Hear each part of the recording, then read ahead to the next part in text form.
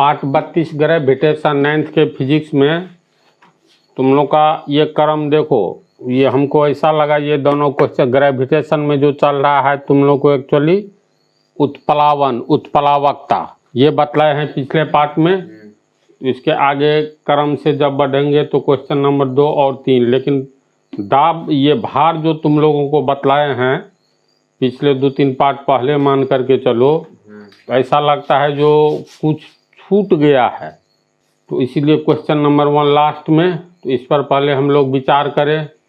किसी वस्तु में भार क्यों होता है, थोड़ा सोचो। किसी वस्तु में भार क्यों होता है, अर्थात कोई वस्तु हमें भारी क्यों लगता है। इसलिए लगता है क्योंकि मान लो एग्जाम्पल के तौर पर हम लोग पत्थर को अगर उठाते हैं, किसी फर्श पर पत्थर रखा हुआ है तो पत्थर को उठाते हैं, तो इससे पहले ये तो सोचो इस पत्थर को पृथ्वी अपने गुरुत्वाकर्षण बल से अपने केंद्र की ओर खींच रही है, यानी जिसे हम लोग गुरुत्व बल कहते हैं जी। तो इस गुरुत्व बल के यानी पृथ्वी के द्वारा पत्थर पर लगाए गए गुरुत्व बल के विरोध में विपरीत दिशा में हमें इस पत्थर को उठाना पड़ता है। तो जड़ क्या हो गया, अगर पृथ्वी किसी फर्श पर या सतह पर या कहीं भी रखे हुए पत्थर पर कोई बल ही नहीं लगावे, तो इसको तो हम लोग इस तरह उठा लेंगे और ये हवा से भी हल्की लगेगी।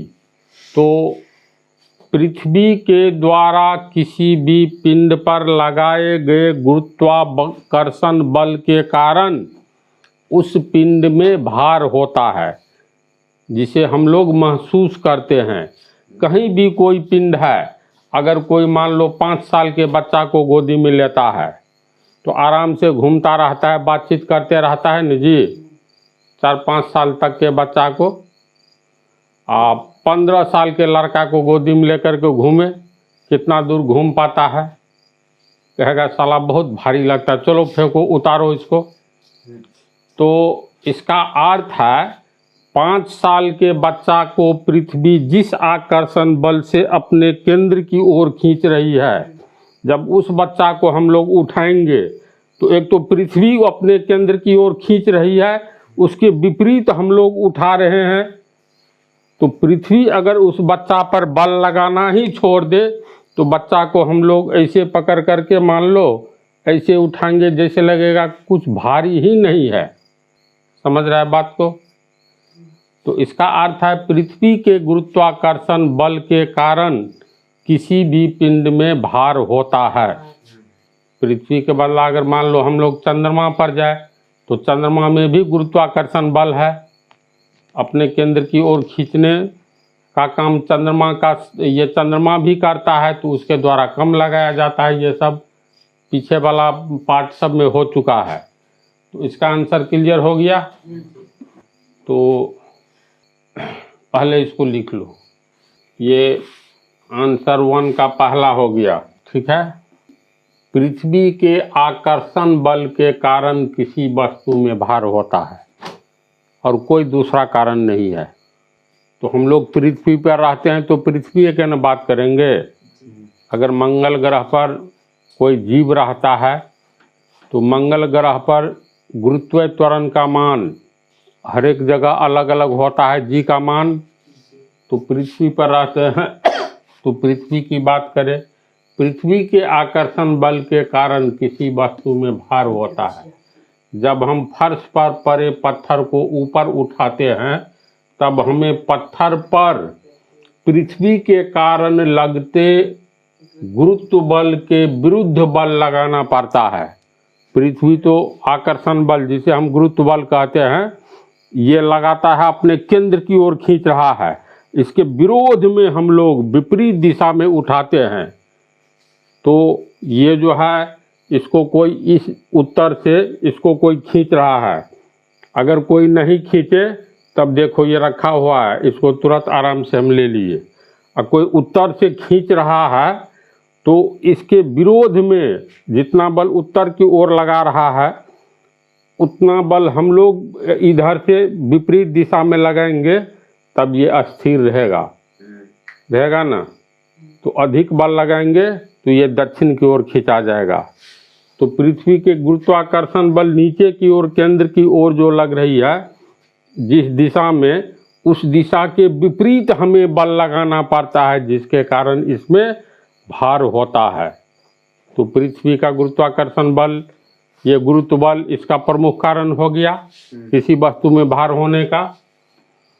तो जब हम फर्श पर पड़े पत्थर को ऊपर उठाते हैं तब हमें पत्थर पर पृथ्वी के कारण लगते गुरुत्व बल के विरुद्ध बल लगाना पड़ता है। पृथ्वी के इसी आकर्षण बल के कारण ही वस्तुओं में भार होता है और वह भारी लगता है। इसको समझ गया? चलो इसको उतारो। दूसरा क्वेश्चन, किसी वस्तु के भार को प्रभावित करने वाला कौन सा कारक है? जैसे मान लो इसी में से कोई एक आदमी पृथ्वी पर ही चले जाओ, ध्रुवीय क्षेत्र में अलग जी का मान होता है, ये सब पीछे वाला पार्ट में बतला दिए हैं। भार यानी W बराबर mg है ना, F बराबर ma। तो पृथ्वी या कोई ग्रह की चर्चा होगी तो एक्सेलरेशन a को g कहते हैं। तो वस्तुतः फोर्स क्या है? एक मतलब भार क्या है? फोर्स है, और ये पृथ्वी के द्वारा लगाया जाता है अपने केंद्र की ओर। तो इसके विपरीत में जो फोर्स होता है। तो इस दूसरा क्वेश्चन है, किसी वस्तु के भार को प्रभावित करने वाला, किसी वस्तु यानी एक से अधिक वस्तु नहीं, किसी वस्तु के भार को प्रभावित करने वाला कारक कौन सा है? तो इसमें ध्यान दो, m का मान सारे यूनिवर्स में कहीं नहीं बदलता है। अगर कोई व्यक्ति 10 किलोग्राम का है तो सारे यूनिवर्स में उसका मास 10 किलोग्राम ही होगा। ये कहीं नहीं और कभी नहीं बदलने वाला आइटम होता है। एक व्यक्ति का मास हो या दूसरे व्यक्ति का या किसी पिंड का मास, तब इसका अर्थ जब m बदलता ही नहीं है तो W किस पर निर्भर कर रहा है? इसका मतलब 100% G पर निर्भर कर रहा है, गुरुत्व त्वरण पर, है ना इसी बात। तो किसी वस्तु के भार को प्रभावित करने वाला कौन सा कारक है? तो ये गुरुत्व त्वरण, ग्रेविटेशन है कि ये गुरुत्व त्वरण है? Acceleration due to gravity. त्वरण किसके कारण? तो ग्रेविटी के कारण। गुरुत्व ये सब पहले बतला चुके हैं। तो जी का मान मात्र प्रभावित करता है। अब जैसे देखो W बराबर mg, तो ध्यान दो W बराबर mg। m अगर मान लो कोई A नाम का व्यक्ति है, इसका द्रव्यमान है 50 किलोग्राम, ठीक है। तो पृथ्वी पर इसका भार कितना होगा? तो W बराबर 50 किलोग्राम, m का मान कितना हो गया? मास। A नाम का व्यक्ति है, समझा, जिसका मास हो गया 50 किलोग्राम, यानी m बराबर A का मास 50 किलोग्राम है। तो मास हो गया 50 किलोग्राम। अब पृथ्वी पर एवरेज मतलब औसत 9.81 मीटर प्रति सेकेंड जी का मान है। इसका वेट कितना हो गया? 1 पंचे 5, 8 पंचे 40 का शून्य बच गया 4, 9 पंचे 45 और 4 49, 2 अंक के बाद दशमलव। तो इसको गौन किया जा सकता है, 5 का 100वां भाग है, समझा ना। तो चलो गौन कर दे, 49 किलोग्राम मीटर प्रति सेकेंड स्क्वायर। इसको हम लोग कहते हैं न्यूटन, यानी 49 न्यूटन इसका भार। देखो भार का ऐसा मात्रक जो है, क्योंकि भार एक प्रकार का बल है ना, तो इसका भी ऐसा मात्रक न्यूटन ही होता है। क्लियर है ना? न्यूटन होगा। W बराबर mg से निकालेंगे तो तो 49 न्यूटन पृथ्वी पर किसी व्यक्ति का भार है। अगर मान लो वही व्यक्ति, इसका भार 49 न्यूटन, अर्थात 49 न्यूटन का बल उस 50 किलोग्राम वाला व्यक्ति पर काम कर रहा है। इसका एक अर्थ ये हुआ। तुम लोग को फिर ये बतलाए थे 1 किलोग्राम का पत्थर है, 1 किलोग्राम का एक पत्थर, तो पृथ्वी पर कहीं भी रखा हुआ है, इसका कितना होगा भार? 1 किलोग्राम का। तो भार W बराबर mg, यानी 1 किलोग्राम के पत्थर को पृथ्वी जिस बल से, आकर्षण बल से अपने केंद्र की ओर खींचेगी, अलग अलग आकर्षण बल, द्रव्यमान बढ़ता है। देखो m का मान बढ़ेगा, m का मान बढ़ेगा तो भार का मान बढ़ेगा। 5 किलोग्राम यहाँ पर मान रखो, g का मान फिक्स है। 5 किलोग्राम बच्चे का कितना भार होगा? तो m का मान 5 किलोग्राम लेंगे। इससे पहले मान लो कोई 1 किलोग्राम का कोई बच्चा है या कोई पत्थर है, तो इस पत्थर या बच्चे या किसी भी वस्तु 1 किलोग्राम का है तो उसका भार कितना होगा? तो भार की परिभाषा के अनुसार पृथ्वी किसी पिंड को, किसी वस्तु को जिस आकर्षण बल से, यानी जिस गुरुत्व बल से अपने केंद्र की ओर खींचती है, उस आकर्षण बल या गुरुत्व बल को हम लोग क्या कहते हैं? उस वस्तु का भार कहते हैं। तो 1 किलोग्राम का कोई पत्थर है तो पृथ्वी जितने गुरुत्वाकर्षण बल से अपने केंद्र की ओर खींचेगा, जितने आकर्षण बल को हो, गुरुत्व बल को हो, सब एक ही है। तो पृथ्वी की चर्चा होती है तो इसे गुरुत्व बल कहा जाता है। तो पृथ्वी जिस गुरुत्व बल से 1 किलोग्राम पिंड को अपने केंद्र की ओर खींचेगी, वही बल इस 1 किलोग्राम वाले पत्थर का भार कहलाएगा। तो पृथ्वी कितना बल लगाएगा? F बराबर ma। m का मान हो गया 1 किलोग्राम, 1 किलोग्राम गुने a का मान हो गया ये g, mg होगा, a के बदला g होगा। गुरुत्व त्वरण 9.8 मीटर प्रति सेकंड स्क्वायर। एक को इतना से गुना करेंगे 9.8 किलोग्राम मीटर प्रति सेकंड स्क्वायर, इसको हम लोग न्यूटन कहते हैं। तो 9.8 न्यूटन। अब 1 किलोग्राम पत्थर का भार कितना होगा? 9.8 न्यूटन। ऐसा मात्रक में ध्यान देना है। तो भार का, फोर्स का ऐसा यूनिट एक है, क्योंकि भार भी एक प्रकार मतलब फोर्स ही है। तो चंद्रमा पर जब हम लोग जाएंगे तो जी का मान घट जाता है।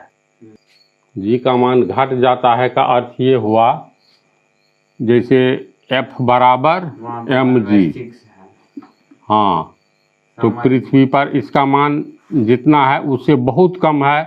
चंद्रमा पर, तो चंद्रमा पर F का मान, यानी चंद्रमा के द्वारा किसी पिंड पर लगाया गया बल कम होगा, तो इसका मतलब उस पिंड का भार भी कम होगा। भार कम होगा का मतलब कम भारी लगेगा। पृथ्वी पर हम लोग ये 10 किलोग्राम के बच्चा को उठा लेंगे गोदी में तो आराम से घूमेंगे, लेकिन 50 किलोग्राम वाला युवा आदमी को नहीं उठाएंगे क्योंकि ये भारी लगेगा। पृथ्वी इसको ज़्यादा आकर्षण बल से खींच रही है, चंद्रमा कम आकर्षण बल से खींचेगी तो चंद्रमा पर कम भारी लगेगा। पृथ्वी पर ये सब पीछे बतला चुके हैं, है ना।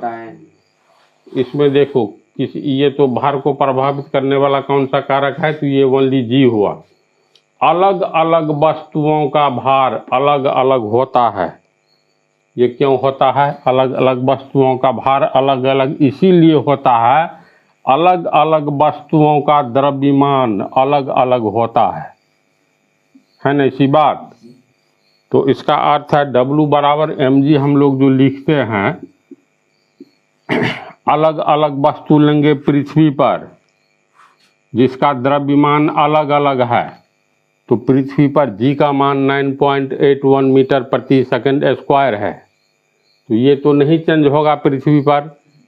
मान लो ध्रुवीय विषुवत रेखीय क्षेत्र में सब हल्का, ये कोई महत्व नहीं रखता है। 9.78 मीटर प्रति सेकंड और फिर 9.83 मीटर प्रति सेकंड स्क्वायर, इसमें एवरेज दोनों का कर देने पर आता है 9.81 मीटर प्रति सेकंड स्क्वायर जी का मान।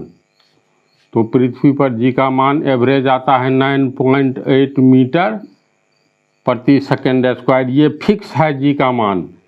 इसका अर्थ है m का मान बदलेगा, m का मान बढ़ेगा, यानी किसी वस्तु का द्रव्यमान बढ़ेगा तो भार भी उसका बढ़ेगा। ये फिक्स है। क्लियर हो रहा है?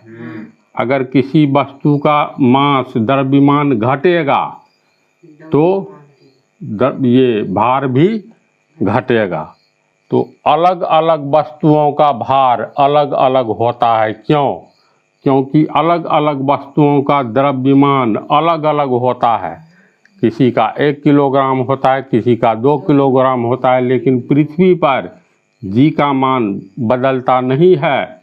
इसीलिए अलग अलग वस्तुओं का द्रव्यमान अलग अलग होने के कारण अलग अलग वस्तुओं का अलग अलग भार भी होता है।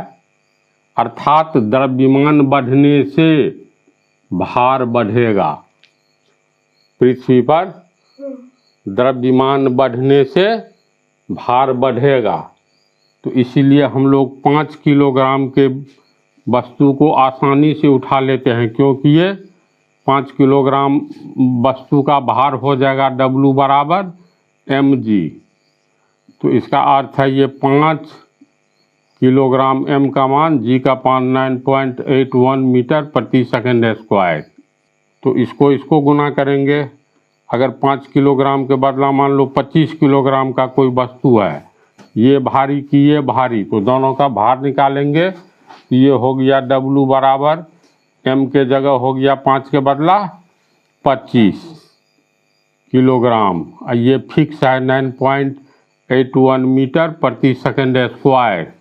तो 5 25, इसका मतलब द्रव्यमान को 5 गुना बढ़ाते हैं तो भार भी 5 25, 5 गुना बढ़ा, इसको x मान लो, ये 5x है, ये हो गया अब 25x, इतना को x मान लो, समझा? तो 5x और द्रव्यमान को 5 25 5 गुना किए तो देखो 5x से हो गया 25x, यानी 5 गुना बढ़ा। तो इसीलिए बच्चे को हम आसानी से गोदी में उठा लेते हैं, क्योंकि उसका भार कम होता है। अर्थात भार को पृथ्वी पर प्रभावित करने वाला कारक द्रव्यमान कम होता है, और 50 किलोग्राम के वस्तु को नहीं उठा पाते हैं क्योंकि उसका भार अधिक होता है, क्योंकि उसका द्रव्यमान अधिक होता है। समझ गया ये सब बातें? तो इसको हम लिख देते हैं। ये क्वेश्चन नंबर 2 पहला का, ये दूसरा, किसी वस्तु के भार को प्रभावित करने वाला कौन सा कारक है? समझा दिए हैं। एक ही वस्तु का अलग अलग ग्रह उपग्रह पर भार अलग अलग होगा। देखो, किसी वस्तु के भार को प्रभावित करने वाला एक और केवल एक कारक है, और वह कारक है गुरुत्वीय त्वरण। इसका कारण क्या है? तो W बराबर mg। m इस मार्कर को तू मान लो पृथ्वी पर इसका द्रव्यमान 10 ग्राम है, तो यूनिवर्स के जितने भी ग्रह उपग्रह या अंतरिक्ष में शून्य माध्यम में ले जाओ, इसका द्रव्यमान नहीं बदलने वाला है। यानी वस्तु का द्रव्यमान किसी भी फैक्टर से प्रभावित नहीं होता है, वह कहीं नहीं बदलता है। चाहे चंद्रमा पर इसका द्रव्यमान जो होगा वहीं पृथ्वी पर, यूनिवर्स में कहीं भी। तो इसीलिए एक ही वस्तु का भार, वेट जो है, इसको कौन प्रभावित करता है? मास तो चेंज नहीं होता है, तो इसका मतलब जी प्रभावित करेगा। जी का मान बढ़ेगा तो W वेट बढ़ेगा, जी का मान घटेगा तो वेट घटेगा, m नहीं बदलने वाला है। तो यही लिख दिए हैं, किसी वस्तु का मास या द्रव्यमान सारे यूनिवर्स में नहीं बदलता है, लेकिन गुरुत्व त्वरण जी का मान अलग अलग ग्रहों, उपग्रहों या किसी भी आकाशीय पिंड का अलग अलग होता है। जी का मान सबका अलग अलग होता है। निष्कर्ष के रूप में हम कह सकते हैं कि गुरुत्व त्वरण का मान बढ़ने से, जी का मान बढ़ने से किसी पिंड का भार बढ़ेगा और गुरुत्व त्वरण का मान घटने से उसी पिंड का भार घटेगा। तो ये अच्छी तरह समझ गया ना। तीसरा, अलग अलग वस्तुओं का भार अलग अलग होता है। हम लोग अलग अलग वस्तु को उठाते हैं तो कोई कम भारी, कोई ज़्यादा भारी लगता है ना जी। तो भार से भारी, जिसका भार बढ़ेगा वह और अधिक भार बढ़ता जाएगा, तो वह और अधिक भारी होता जाएगा। तो अलग अलग वस्तुओं का भार अलग अलग होता है, क्यों? तो इसका भी आंसर समझा दिए हैं, फिर भी देख लो। किसी एक ही ग्रह या उपग्रह पर गुरुत्व त्वरण का मान लगभग समान होता है। यानी पृथ्वी ही ले हम लोग, तो पृथ्वी पर जी का मान 9.81 मीटर प्रति सेकंड स्क्वायर, ये एवरेज है। चंद्रमा का अपना जो है जी का मान वह फिक्स है, हर एक ग्रह का फिक्स है। ये हर एक ग्रह के लिए जी का मान अलग अलग होता है। तो किसी एक ही ग्रह या उपग्रह पर जी का मान लगभग समान होता है, लेकिन W बराबर mg। तो यहाँ जी का मान अस्थिर है। अगर पृथ्वी पर हम लोग ले तो संपूर्ण पृथ्वी पर जी का मान अस्थिर है, तो इसका मतलब भार का मान मात्रा पर निर्भर किया। मात्रा बढ़ेगा, मास बढ़ेगा तो भार बढ़ेगा, मास घटेगा तो भार घटेगा। यहाँ जी का मान अस्थिर है, तो m का मान बढ़ने से W का मान बढ़ेगा यानी वेट, और m का मान घटने से भार का मान यानी W का मान घटेगा। यही कारण है कि 5 किलोग्राम का पत्थर की तुलना में 25 किलोग्राम का पत्थर 5 गुना भारी लगता है। कारण सब समझ रहे हो ना। m का मान 5 है, तो जितना W होगा भार होगा, अब 5 को 5 25 कर दो, जी फिक्स है। तो द्रव्यमान को 5 गुना करेंगे तो इसका मतलब भार भी 5 गुना होगा। द्रव्यमान 10 गुना करेंगे तो भार भी 10 गुना होगा, यानी 10 गुना भारी होगा। तो इस तरह ये तीनों क्वेश्चन तो लोग समझ गया। चौथा क्वेश्चन जो है ना, वो समझो इसी में है। कम द्रव्यमान वाली वस्तु हमें कम भारी एवं अधिक द्रव्यमान वाले वस्तु हमें अधिक भारी लगता है। तो कम द्रव्यमान होगा, m का मान कम होगा तो भार कम होगा। पृथ्वी पर या कहीं भी m का मान ज़्यादा होगा तो W का मान ज़्यादा होगा, यानी ज़्यादा भारी होगा। तो कम द्रव्यमान वाली वस्तु हमें कम भारी, क्योंकि द्रव्यमान कम रहने से W बराबर mg, W का मान घटेगा। और अधिक द्रव्यमान वाले वस्तु हमें अधिक भारी, m का मान बढ़ेगा। जी फिक्स है पृथ्वी पर या चंद्रमा पर, जहाँ भी जाओ अपना अपना गुरुत्व त्वरण फिक्स होता है। पृथ्वी की बात करें तो m का मान बढ़ेगा, जी का मान फिक्स है तो m का मान बढ़ेगा तो W का मान बढ़ेगा, यानी वेट बढ़ेगा, वह ज़्यादा भारी लगेगा। m का मान घटेगा तो W का मान घटेगा, यानी कम भारी लगेगा। तो इसका भी आंसर इसी में फिक्स है।